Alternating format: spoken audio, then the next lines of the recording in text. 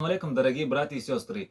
Были такие вопросы много. Сколько получите, сколько зарплата, сколько так, вот много вопросов. Вот поэтому мы снимаем сегодня про зарплату видео. Давайте погнали, не будем ждать. Вот да, смотрите, здесь наименование, вот где вот кто, вот здесь наименование, вот здесь будет часов, а здесь вам платит сколько. А вот здесь, получается, и в день сколько зарабатываете. Вот смотрите, 70 фунт, 88 и 8,91 вам оттуда отсюда туда везет, то есть от другой фермы, и другой фермы везет. На машину вы время тратите, поэтому 8,91 это платит вам. 120 и 104, 120, 108, 100. А вот эту минимальную зарплату, вот 70 фунт, вот 124, вот 60 фунт, то есть 90 фунт, 108.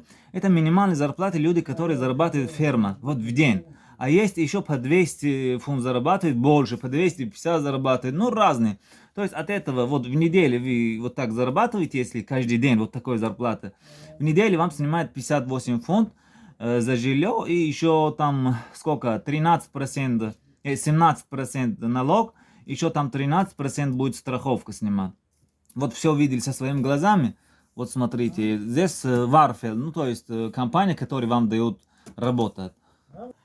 Все видели со своими глазами, все посчитайте, все посмотрите, не торопитесь. И если будет какой-то вопрос непонятно, задавайте вопрос, мы вам по возможности отвечаем.